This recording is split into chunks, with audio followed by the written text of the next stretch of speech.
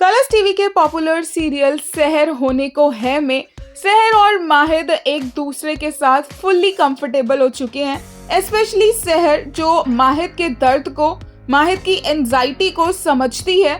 और यही हुआ आज के एपिसोड में भी, जहां पर माहिद काफी ज्यादा परेशान हो जाता है, बट सहर उसे फूलों का गुलदस्ता बनाने के नाम पर बैक टू बैक डिस्ट्रैक्ट करती रहती है, बल्कि खुद ही जोकर बन जाती है अपने ऊपर पत्ते डालकर।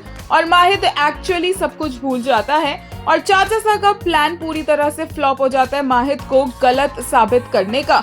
दूसरी तरफ रूम में जब सहर जाती है तो माहिद उसे वहीं बैठा हुआ मिलता है और जिस तरीके से, जिस कंफर्ट के साथ सहर माहिद के सामने बिहेव करती है, माहिद को भी उसे देखकर ऐसा लगता है कि ये कौन सा बच्चा उनके घर में आ गया है जो इस तरीके से बिहेव कर रहा है। यहाँ तक कि वो माहिद की एक्टिंग भी करती है और माहिद से बोलती भी है कि आप तो अलग कमरे में रुकने वाले थे, बट अब आप यहीं रुक रहे हैं। इससे साफ पता चलता है कि इन दोनों के रिश्ते ने कितनी प्रोग्रेस की है, कितना ज्यादा ये आगे बढ़ चुके हैं अपनी मैरिज में। और अभी तक इन दोनों को खुद ही इस बात का रियलाइजेशन नहीं है, बट आगे धीरे धीरे ये सब रियलाइजेशन भी होंगे। एक यूजर ने कहा, Seher knew something was definitely bothering him, so she came up with most silly tactics to divert him and made him smile.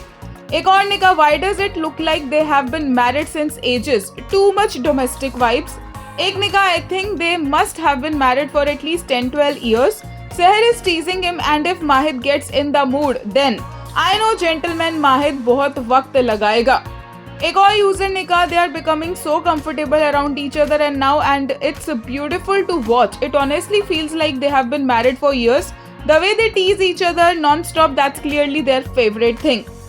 एक ने कहा, this tiny detail, the way Mahid wouldn't even let a chair accidentally hurt Seher. Mahid Niazi, the man you are.